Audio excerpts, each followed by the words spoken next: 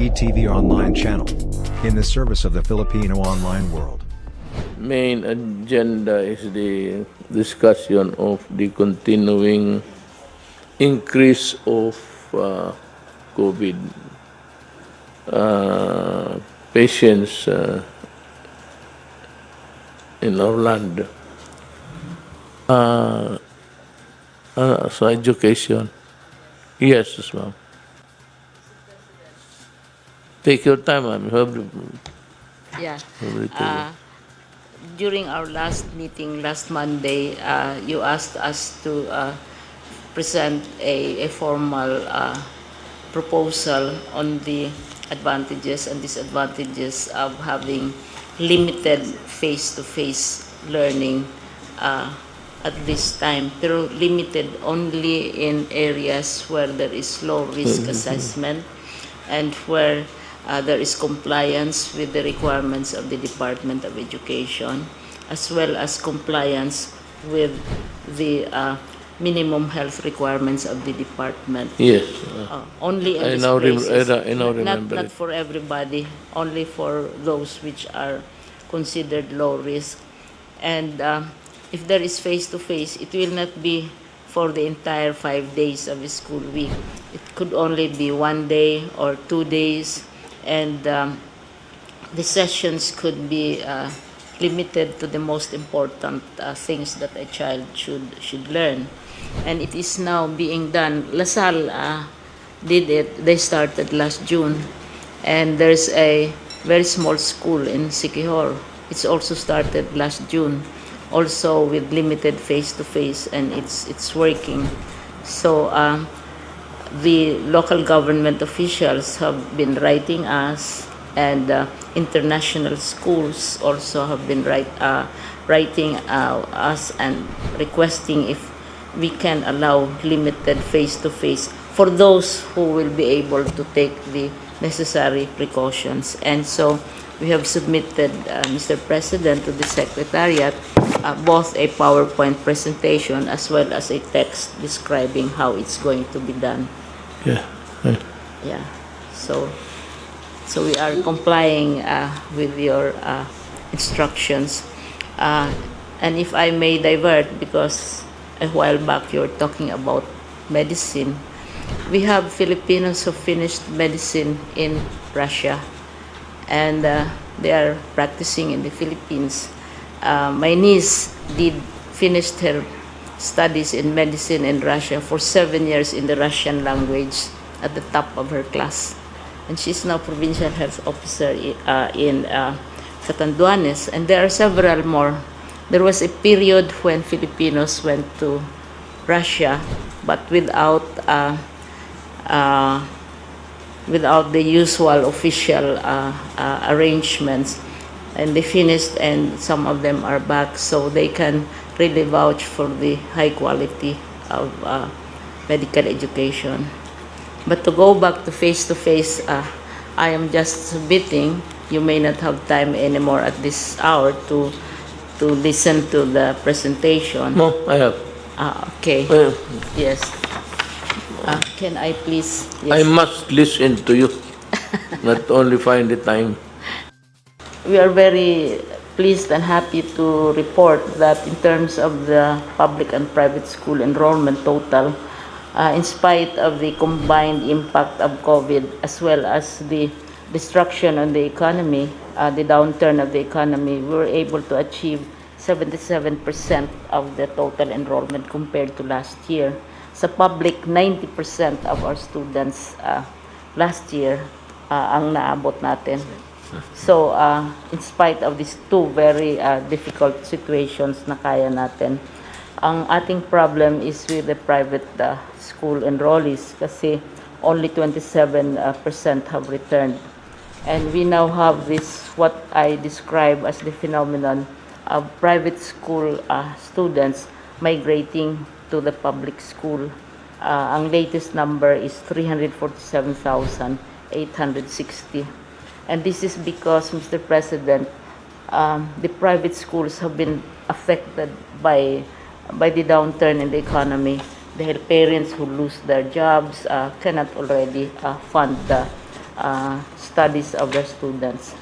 So I also have presented a timeline when we all started. We started our work April, May 28, that's when you express support for blended learning. And when you gave instructions that you will not allow face-to-face learning, we also correspondingly took out from our learning continuity program the face-to-face learning portion. But right now, Mr. President, we are receiving many queries and many requests from local chief executives, from legislators, private and international schools. There are 71 international schools all over the country, and they are requesting if limited face-to-face classes can be held. I have here a few slides which I will not repeat anymore, wherein we showed that children are not as badly affected by the COVID phenomenon as the adults, especially the elderly. We are saying that of the total confirmed cases, for example, out of our 67,456 confirmed cases, only 2,832, most of them also mild, or 4%, 4.20% are children. And in terms of our records, Mr. President, we only have 16 recorded deaths of children, which is 0.87% of the total deaths as of July 19, Mr. President. No. So now I go to the possible terms and conditions. What would be the advantage of limited face-to-face? Well, both the learners, our students, and our teachers are familiar with face-to-face learning, so they will not have difficulty adjusting. Administrative costs will also be lower, and also the limited face-to-face classes closes inequality gaps, kasi kung we rely, for example, heavily on online learning, then you will have equity problems for those who may not have access to digital equipment. And also, this is the most important, when we teach our children, we teach them not only about facts, about knowledge, about philosophies, about history, but we teach them how to deal with their fellow human beings. And that can only be attained to a great degree by face-to-face interaction among children, especially as they are young. Now, some of the disadvantages are, of course, the health risks. That's why we want to limit very strictly the implementation of face-to-face, and also the administrative costs, because maintaining the health standards and so on, and also of our own buildings will also be costly for us. Now, what are the possible terms and conditions which we can impose, aside from the fact that those who will be allowed to do so should be at the lower risk assessment? So we say that the first condition is that it can only be allowed in low-risk areas, or those at least under modified general community quarantine in the transition phase. But it has to be on a case-to-case basis, as advised by Secretary Galvez. The next is, we were thinking that up to January 2021, during the third quarter, we can start allowing. Between August and at present, we will be assessing the schools. Secretary Galvez advises us to make physical inspections of the facilities of the schools. So we can do it up to January, but as I said, Lasal already is into it since June, and then the little island of Siquijor has been quietly having its own version also since June as well. Now, what are other terms? We are saying, for example, Mr. President, that we should be coordinating not only within DepEd, but the LGUs concerned, because they are the ones asking for it mainly, and the local health authorities. And then the fourth condition that we would like to impose is we have to have stringent health standards, especially at this time. We were thinking perhaps August, no, but with the new developments, the numbers, and so on, we should be imposing stringent health standards as suggested by the Department of Health and also by AITF. And some of these will take time, like preparing the buildings, making sure that social distancing will be observed, and also how do we do physical education. And there's also advice that we have to, but this will not be difficult for our public schools kasi hindi naman sila air-conditioned, dinidiscourage ang air-conditioned classes, etc. And also, number 5 takes into consideration very seriously the advice of Secretary Galvez and Secretary Anyo that we have to have a joint inspection. It's not automatic. Kung low risk ka, pwede ka nang mag-open. No, they have to be inspected. And I was saying that DepEd, since the time of your mother, is structured in such a manner that you have people down to the principal level, the superintendent, and so on, who really know what is the situation at the frontline level. So we want to follow the advice of the National Task Force.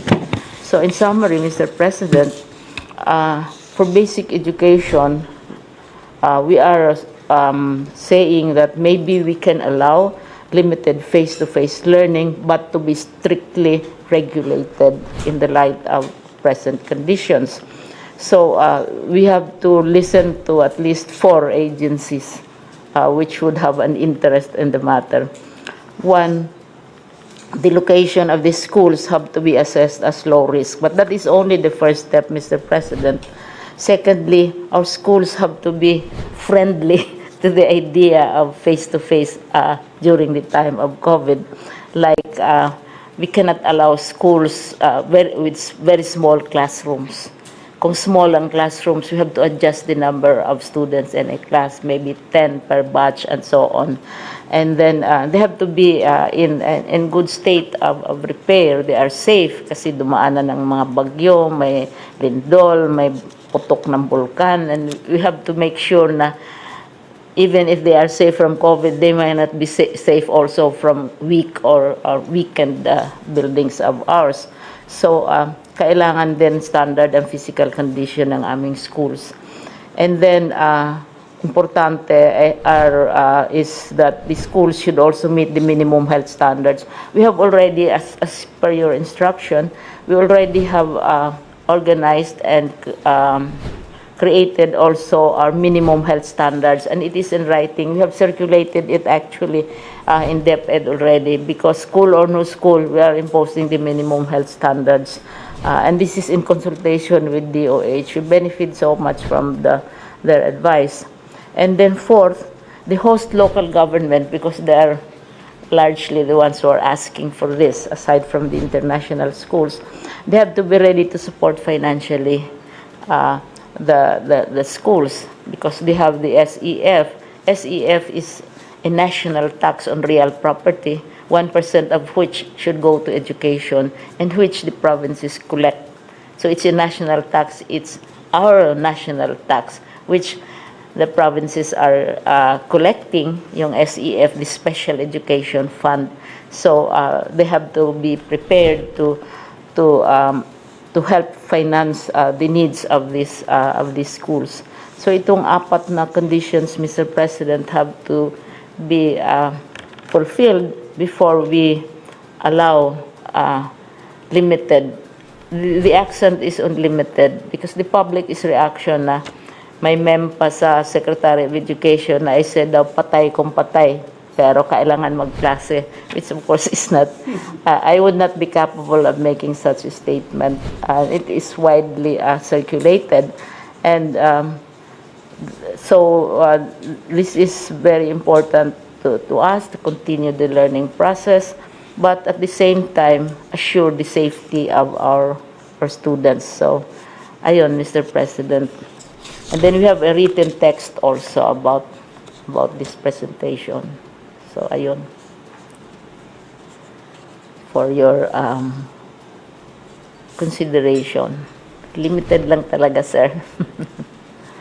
Like, those who are asking are like Siquijor or like Dinagat Islands, Siargao. They're the ones who probably halos zero level, and then local governments who are now declared as low risk. Yun, sila ang mag... I'm with you on this. Yes. Thank you. Let's try to make ourselves productive even how constricted the times are. Okay ako sa ano. Thank you. Thank you, Mr. Any other report that yung General Galvez, you want to say something? Ang ano nito is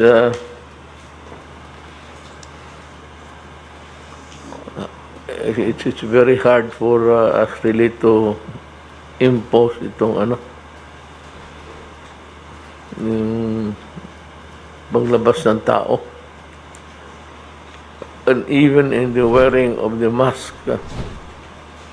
I hate to, personally, I hate to arrest people for a mere violation of a rule which says that they have to.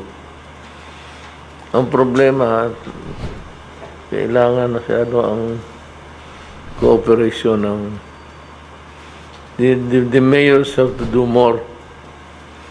They have to do more. They have to take care. I think, I'm addressing myself to Secretary Anyo. I think that if there are so many violations in a particular place, and well, of course, the police is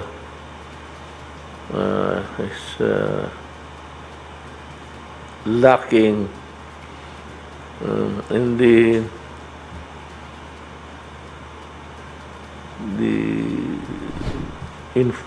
enforcement of inadequate response to the rules that we are imposing simply because we want people protected.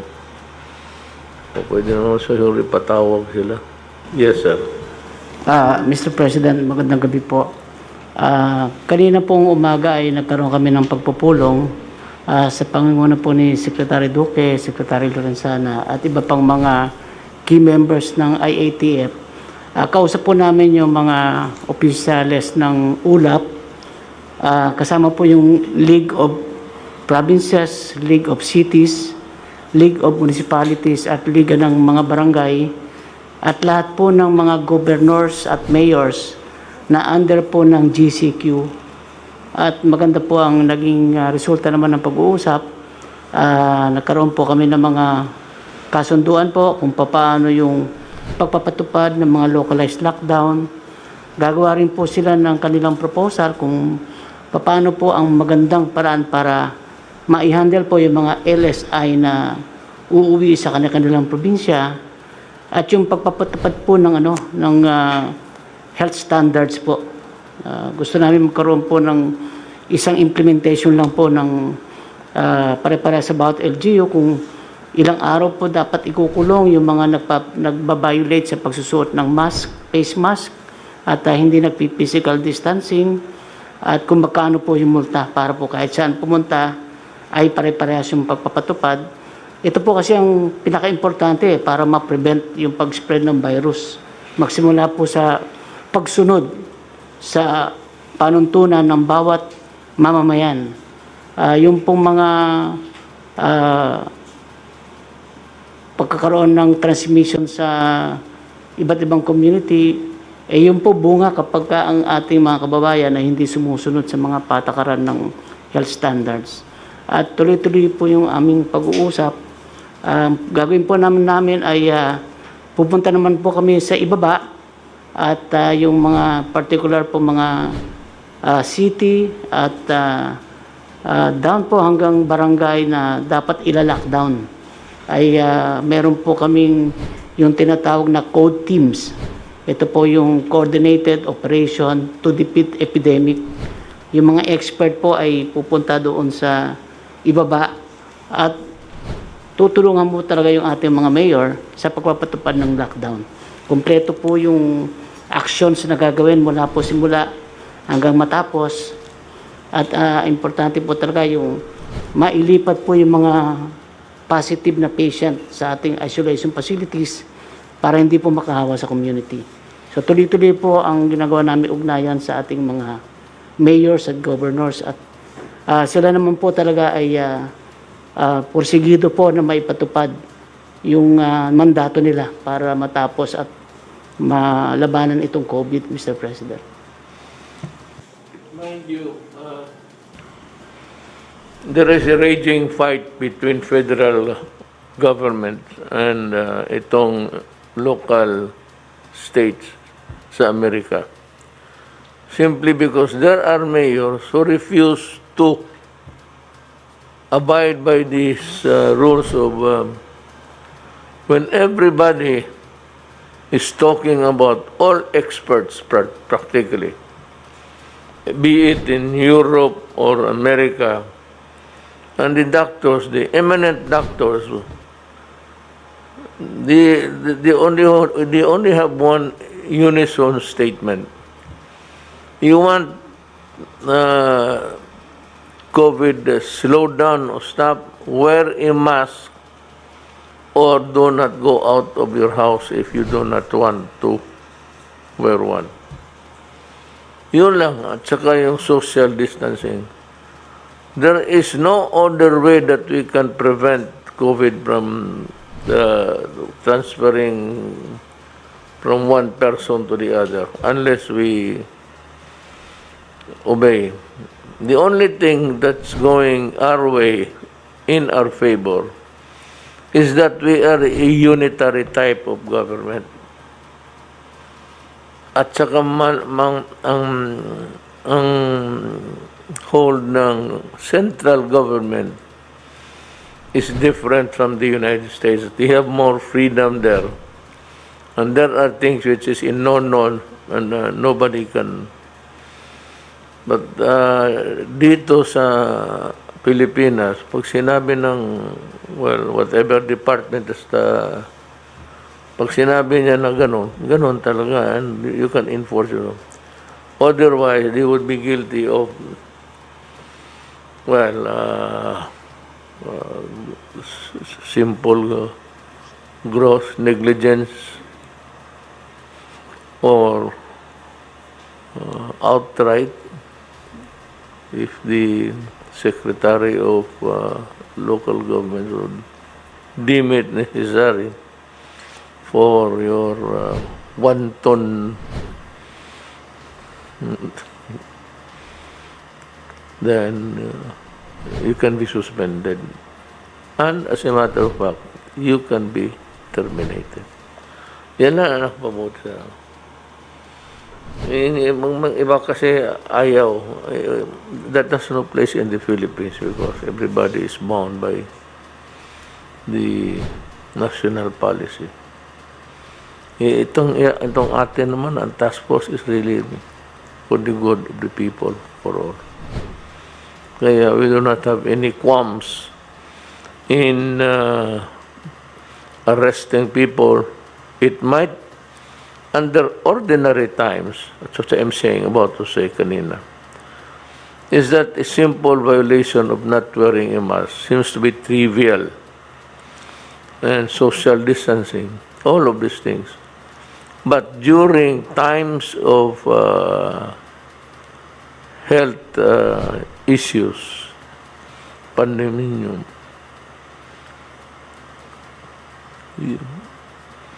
you can, because it can be a serious crime. Transmitting the theory is that you are the carrier. That is why you should wear a mask so as not to pass on the infection to the other guy. Baliktad ang psychology dyan para talagang nawala sila. So, we'll have to ask our police to be more strict. Sa hulihin talaga. A little shame would put them on notice forever. At sino ba naman gusto mo mahuli ka? But if you are brought to the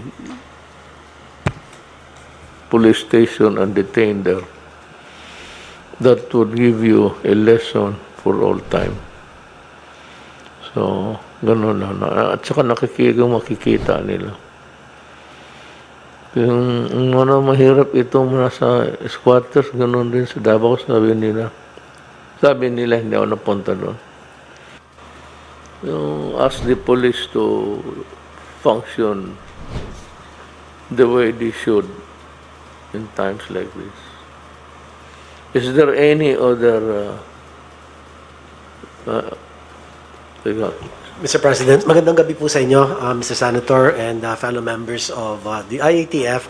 Kanina po nagpulong kami ng gaya po ng nabanggit ni Secretary Ed Año, ang mga kinatawan po ng Union of Local Authorities of the Philippines at ang League of Provinces of the Philippines at ang mga League of Municipalities at iba pa pong mga associations or leagues, no, na binubuo po ito ng mga iba't ibang mga local chief executives, governors, and mayors. At kanina po ginamit namin ng pagkakataon na ibahagi sa kanila ang mga karanasan na magagandang mga karanasan ng atin pong mga ibang local chief executives, yung pong kanilang best practices. Ang isa pong halimbawa dito yung sa Baguio City. Sa kanya pong containment strategy, si Mayor Benji Magalong ay kanya pong shinare o ibinahagi yung success elements of his containment strategy, lalo na po sa patungkol sa contact tracing, Mr. President. So, yung contact tracing ng Baguio po ay talagang masinsinan at talagang kanila pong nasasakupan ang mga na-expose sa bawat positive case ng COVID. At sa totoo nga lang po, Mr. President, ang kanilang ratio is 1:37. For every one positive case, mga 37 ang kanila pong nate-trace na na-expose po doon sa positive confirmed case. At maganda po ang naging resulta nito dahil na abot nila yung mga tao, yung first generation contacts hanggang sa second generation contacts. At ito pong mga ito ay na-test nila, Mr. President. At sa larangan naman ng testing, si Secretary Vince Dizon naman po bilang ating tinagurian testing czar ay nanigurado po na ang testing capacity ay patuloy ang pagtaas at ang daily testing output po ay mapapataas din po dahil nga kung mas marami pong matetrace, kinakailangan matest po sila kaagad. At ang sabi po ni Sec Dizon ay maabot po natin ang 10 million test by 2021. As of today, ang total tested individuals natin umabot na po ng mga 1,120,000, Mr. President. Sa ganun din po pagpupulong kanina ay ibinigay din po ang mga developments patungkol po sa expansion ng mga isolation and quarantine facilities ng atin pong Oplan Kalinga, at si Secretary Mark Villar naman po ang nangunguna sa pagpapausbong at pagpapalawig po ng lahat ng atin mga isolation, isolation and quarantine facilities. Kasama na din po ang mga evacuation centers na posibleng convertible into isolation or quarantine facilities, Mr. President. At kasama din doon po amin na ipinaulat kay Yusek Bong Vega ang bago pong luklok na atin Undersecretary of Health na tutukan po at buuin yung ating pong One Hospital Command system para ang referral system po ay maging maayos mula sa level 1, level 2, and level 3 hospitals and related facilities. So, maganda naman po ang naging resulta ng aming pong pagpupulong, although there will be additional meetings so that we will be able to solidify the agreements and the recommendations po na we arrived at in this morning's meeting. So, yun po, ang report, yung 4 sa contact tracing czar ni Benji Magalong, ang testing czar po natin na si Secretary Vince Dizon, at ang ating Oplan Kalinga isolation quarantine czar na si Secretary Mark Villar, and last but not the least, si Yusek Buang Vega of the DOH, who will take charge of increasing bed capacities for critical and severe cases. Kasi alam niyo po, Mr. President, ang isa po sa ating pinupuntirya rito ay hanggat sa maaari wala sanang mamamatay, Mr. President. So yung early detection, napaka-mahalaga po rito, at ang clinical management, kinakailangan po clinical best practice management of all COVID cases across all the clinical spectrum of the COVID cases. So ito po, naging mabunga po ang aming pong meeting kanina, Ginoong Pangulo, at ifa-follow up po ito through a recommendation that will finally be approved by the IATF on Monday next week po. So, yun lang po ang karagdagan ulat patungkol po sa ating pong mga meetings. At in fact, nag-meeting din po kami last Saturday, Mr. President, ng mga bilang na mga punong lungsod ng NCR na kung saan po medyo hirap po sila sa kanilang containment strategy, at pinakiusapan po namin sila na sabihin sa amin kung ano po yung mga kanilang tulong na kinakailangan para maayudahan po ng national government. At doon na nga po ay nakapagbigay po tayo ng suporta, not only in terms of technical support but also in terms of direct assistance, testing, quarantine facilities. In fact, ang DepEd nga ay kanila pong sinulatan through the IATF na humihingi ng pahintulot na i-extend po yung gamit ng mga eskwelahan as quarantine facilities. At nagpapasalamat naman po kami kay Secretary Liling Briones na nagbigay po ng kanyang pahintulot na para po natin mapagamit sa kanila ang mga naturang classrooms. Yun lang po, Mr. President. Salamat. May I just add, viewing the events of COVID, yung dimensions ng COVID, in other countries they have this efficient yung ano nila, yung follow-up na contact tracing. Yung iba naman dito sa atin mahirap, I think, but it can be done. But I said it's a Herculean task to do it. Second is yung testing ho. Do we have the capacity to do the testing for every citizen in this country? Sir, yung testing capacity po natin sa ngayon asa 74,000, but the daily testing output is anywhere from about 20 to 23,000 daily. Na-reach na po yung 25,000.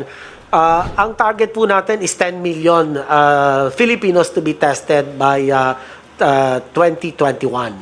And we hope to be able to do the test at 32,000 to about 40,000 a day, Mr. President. So, hindi naman po natin pwedeng i-test ang bawat mamamayan. Wala pong bansa ang nakakagawa nito, kahit na po ang pinakamayaman, katulad ng United States of America. Hanggang ngayon, sila na nga po may pinakamataas na kaso, sila din po may pinakamataas na nangangamatay ng kanilang mamamayan. Pero ang kanilang testing asa 40 million na, Mr. President. And that's almost close to 9% of the total population of the US, of about 370 million Americans. So tayo po, malalagpasan po natin yon. Magiging mga 10% po tayo. Of the total population of the Philippines at 109 million, we might be able to reach about 10 million Filipinos by 2021. I say this again because yung testing is also a problem for the US. They have to, in highways, they have to put up some special lanes for you to slow down and do some. If you have not been tested, you will be tested. It's a bit compulsory in the sense that you cannot go anywhere except follow the straight line. And when your time is up, you are there in front of the medical persons. They would swab you and testing. Dito sa atin, well, I think 10,000 would be a good number if you can achieve that. Ang atin lang is, I said, reduce. The thing is, if we can do it, actually, we have to reduce it to the barest minimum na yung tao na hindi yung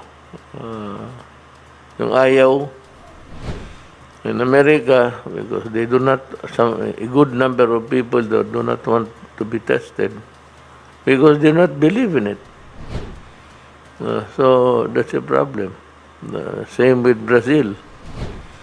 It's only now that people are dying and they are short of coffins that they realize that they have to follow the WHO. Wala kasi maniwala noon itong sa mask, pati yung social distancing. As a matter of fact, it was the most elementary sa lahat ng right at the beginning, the pandemonium, right at the beginning, it was really a prescribed, mandatory thing to have a mask. So, kung natin Pilipino to wear mask, and we can, I said, reduce the number of patients. Any other comment? Secretary Galvez. So, susundan ko lang po, sir, ang mga sinabi po ni Secretary Duque pertaining yung pagtalaga po natin ng apat na CHAR. Kasi po, yung ating haligi ng ating National Action Plan ay binubuo po ng test, trace, isolate, at saka po yung treat. Dahil po sa lumalaki na bilang ng ng ating COVID cases, kailangan po talaga matutukan po yung apat na haligi po nito dahil kasi ito po ay talagang sa lahat po ng mga ibang bansa na nakita nating nagiging maganda ang kanilang kalagayan, ay yung apat po nito ang talagang haligi ng kanilang mga estratehiya. Unang-una po kasi yung sa sa trace. Ngayon po lang namin nalaman na yung ginagawa pala ng ating mga mayors ay kulang pa dahil kasi karamihan po nung inassess po ni Jer Magalong yung mga lahat ng mga NCR mayors, binigay po nila yung mga report, nagpunta rin po siya sa Cebu, nagpunta po rin po siya sa Region 4A, at ngayon po, bukas po, pupunta po siya sa Region 3, nakita po natin kulang pa yung ginagawa nating testing. Dahil po karamihan, pagka po nag-trace tayo, ay mababa po yung natitrace natin. Minsan karamihan po sa mga ang ratio po ng mga nakukuha ng mayor is 1:20 ang pinakamataas, at iba pa is 1:3. Ibig sabihin, mayroon pong nakakawala na mga positive na gumagala po sa atin. Maganda po yung ano po yung ginagawa po ni General Magalong kasi si General Magalong po na-reduce niya po yung kanyang cases from as high as 49 to 0. So talagang naisiro niya po yung yung mga cases niya, and for almost 2 weeks wala po siyang new cases. At titingnan po natin yung kanyang kakayahan. Ito rin po ang pinaka-basic ginawa ng Japan. Ang ginawa po ng Japan is how to follow the trail of the TB, mga infectious diseases. So ang ginawa po ng Japan, pinalakas po nila yung tinatawag nilang more than hundreds of BHERTs, yung mga community facilities. Yung BHERTs po natin, ito yung tinatawag Barangay Health Emergency Response Teams. Ito po yung talagang kung tutusin natin, yung sa Cebu experience po natin, yun po ang pinalakas po ni General Simato. Nung kinausap niya po yung 80 na barangays ng Cebu, gumanda po ang kalagayan po ngayon ng Cebu. Tumaas po ang kanyang doubling time, at the same time, yung kanyang R0 bumaba po ng 1.1. Ibig sabihin yung reproduction niya po, yung transmission bumaba. Ngayon po nakikita po natin, maganda po ang ginagawa ni General Magalong because of his passion. Nag-meeting siya sa lahat ng mga mayors at kinukumpara niya yung mga experience ng ibang bansa at saka experience ng Baguio kung paano po mapaayos ang tracing. At ganoon din po yung sa India, yung sinasabi nga po introduce po sa amin ni SOH, ni Secretary Duque, yung Darabi model, wherein yung hospital po ang pumupunta doon sa mga slum areas. Sila po ang nag-iisa-isa, nag-house to house, kung sino po yung mga may kaso ng COVID. Doon lang po natin makukuha po ang talagang makuha po natin na ma-isolate po natin siya. At yun po, nakikita po natin, ginagawa po ngayon ng ating mga CHAR na si Secretary Vince ay talagang pinaakyat niya po ang kapasidad natin sa testing. Pati po yung supply chain po natin, yung mga consumables, inayos niya rin po. So ngayon po, pwede na tayo makapag-test ng na-break na po natin ang 26,900 na test natin noong July 17. So ibig sabihin, nakapag-test na po tayo isang araw na more or less 27,000 a day. Pagka na-reach po natin yung 32, sinasabi po natin mga dalubhasa na we can save more than 4,000 to 6,000 deaths. Meaning, maiiwasan po natin yung tinatawag nating magkaroon ng dead on arrival. At the same time, bababa po yung mga severe cases kasi nagkakaroon na po na tayo ng early detection. Kasi po, pagka na-detect po natin kaagad ng maaga, symptomatic at moderate, pwede na po nating gamutin. Yun din po ang kagandahan po ngayon na magkakasama po kami kasama po ni SOH. Nagpupunta po kami sa lahat ng mga ospital. Tinitingnan po namin ang capacity. Mr. President, makikita natin kung maitaas lang natin ang ICU natin na more than 1,000 na ICU beds at saka po yung isolation beds dito sa Metro Manila. Medyo makakagana po kasi kinausap natin po ang mga ospital. Kung sa ward beds, kaya po nating expand kasi ang ng ospital, 30% lang po ang kanilang COVID patients. Pwede pa nating i-extend. Pero yung ICU po ang hindi po natin ma-extend kasi limited po ang ICU. At karamihan po ng mga critical at saka mga tinatawag natin pong critical at saka mga severe, yun po ang nandoon sa ICU. So if we will try to tinatawag na to dance with the virus, ang isang strategiya po natin, dapat palakasin po natin ang ICU natin. At yun po, nakita po namin sa Carino Memorial Hospital, meron po tayong mega ER. Yung isang floor po doon, ginagawa ngayon, yung isang floor, parang isang ER na po yun. At meron siyang 50 ICU beds. At doon po sa East Avenue Medical Center, binisita rin po namin ni Dr. Vega. At nakita po namin doon, meron po tayong 250 beds. At saka meron po tayong 25 ICU beds. Kung yun po, may dedicate po natin na COVID, sa COVID lang po yun, maganda po na magkaroon po tayo na tinatawag sa Metro Manila na 4 COVID hospitals dedicated. Kasi po, ang problema po natin, pagka kumakain po tayo ng percentage doon sa mga patient po na non-COVID, yung non-COVID po ang nakokompromise. Yung mga tinatawag nating may dialysis, yung mga cancer, yun po ang mga nagiging casualty po. So, ang nakikita po namin, we will be recommending na kung magkaroon po na tayo ng zoning sa NCR, meron po dapat tayo ng 4 na COVID hospitals para yung dedicated na hospitals na ginawa po ng China, nagkaroon siya ng in 10 days, they build a COVID-dedicated hospital.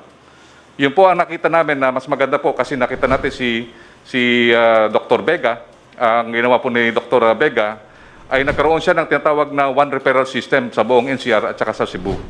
Yung experience po natin sa Cebu, nakita po natin, gumanda po dahil kasi nung pinag-aralan po ni Dr. Vega na yung treatment and care natin, mababawasan po ang pagkamamatay dahil kasi early treatment at saka po yung early detection.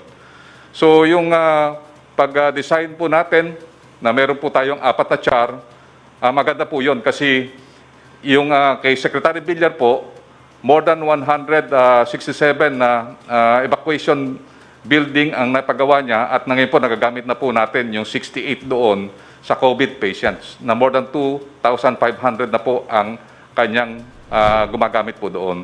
Kaya po lahat po ng tao na mga dedicated na i-assign po natin, si General Magalong, he has the passion to really search for the track yung lahat po ng mga cases. At the same time, si Vince Dizon naman, he is very passionate in ramping up the testing capacity that we had. And also with the supervision of Secretary Villar, yung DPWH po, nationwide po, gumagawa po ng mga quarantine facilities so that we can ready the capacity. Kung just in case magkaroon ng surge, kayang-kaya po natin. And at the same time, si Dr. Vega, through the direction of the DOH, kayang-kaya po natin, kahit na mag-open tayo ng economy, we will be ready to cope and dance with the virus by having an additional capacity, especially kung makapag-produce po tayo ng COVID-dedicated hospital para hindi po tayo magkaroon din ng casualty sa non-COVID. Yun po ang maganda pong gawin po natin, sir. Yun lang po, mahal na Presidente, yun po ang aming report po sa inyo.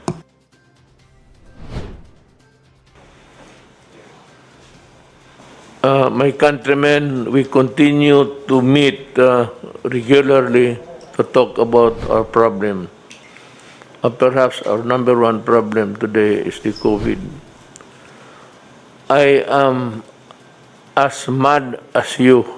Galit ako, pareho tayo sa nangyari. And ginusto ninyo na buksan ko na ang puwerta. Gusto ko yan. Gusto ko ang nagpipigil na lang sa akin, ang science. Gusto ko kasi nagalit na pati ako, nakulong na ilang buwan. Naging inutil na rin ako eh. I have become, except for the voluminous papers, na inutil na ako, wala na akong magawa na, ewan ko. But, you know, COVID is COVID. Alam ninyo, sa Amerika, sa ibang lugar, for those countries, pati China nga eh, too early, maaga sila binuksan. Sinabi sila ng WHO, wag. Binuksan nila, ngayon nagbalik sila, parang second wave. America is still number one, with so many thousands dying. Hindi ito biro, hindi naman ito sabihin mo, na makikita mo naman sa TV at binabalita naman dito sa atin. So we are trying our best. We have the Secretary of spokesman to keep you informed of what we're doing. General Delfin Lorenzana, Dr. Doke, who has my trust. Si General Galvez, General Anyo, ma'am. Sa education, kay isang sektor yan, na-worried kami. Alam mo, ang edukasyon, kinabukasan ng mga bata yan. They have to finish a course na para mabuhay sila. So, I know the apprehensions of Secretary Brunes. Pero maghintay kayo. Maghintay na lang. Actually, ang pinangako ko sa inyo, kung meron ng yung vaccine. Meron na final sa trial. Sa Russia, binitawan na nila. I'm sure China has already won. Ang Amerika, ang takot ko na nga noon, kasi nga mahirap tayo, and we need so many millions also. As a matter of fact, I would need about 110 million para mapainom ko sa lahat, para ang COVID nandyan pa, pero maging inutil na. Pag nakainom na tayo ng vaccine, yung influenza, yung H1N1, nandyan yan sila. Pero pag nakainom ka na ng vaccine, purnada na yan sila. But they remain on the air, but we are immunized already. So, maghintay lang kayo ng konti. Para sa mga plano natin, put it something like hanggang towards the end of the year. But if there is a thing that develops which is really good for you, mauna ako. Mag-utang ako. Magpabili ako kung saan magpabili ng lupa para ibili ko ng medicine. In the meantime, wala, America, Europe, wala isa. O isa lang nila, o dalawa, tatlo. Social distancing. Huwag kayong magsigaw-sigawan, nakadikit-dikit. Mask. Amerika, Russia, lahat, China, mask. Ito, importante talaga. Ngayon, kung wala kayo, I will try to buy as many as I can afford. Kung kaya ko, bigay namin yan sa inyo libre. But wear it. And, baski nagamitin mo siguro yan, 2 beses, okay mo lang. O sprayhan mo lang ng alcohol pagkatapos. Huwag yung in-spray mo, isuot mo kaagad. Yung pagkatapos ng araw, hang it somewhere, sprayhan mo lang ng Lysol if you can afford it. Yung wala, ibabad mo ng gasolina o diesel. Putang, inang COVID na yan. Hindi uubra yan dyan. Totoo. Wala kayo, if you want to disinfect yun, maghanap mo ng gasolina. Babad mo lang yung kamay mo. Layo mo lang kaya baka wag sa loob ng bahay ninyo. In the meantime, ang importante talaga dito is your perseverance. That's the word. You must persevere during this time. Simplihin ko, patience. Total dadating rin yan. Marunong ang Diyos. Alam niya hindi tayo niya pababayaan. Especially Pilipinas kasi Kristiyanos tayo. Kaya magsakripisyo lang tayo ng konti. Total, ang ating idol, nagsakripisyo man rin. Pinaghahampas-hampas, ipinako pa sa krus. Tayo pasimba-simba man lang. Luhod-luhod ganun dyan. So, dedicate it to the Lord that you also suffer for the country. Maraming salamat po. Like and subscribe. Watch the previous video. Thank you for watching.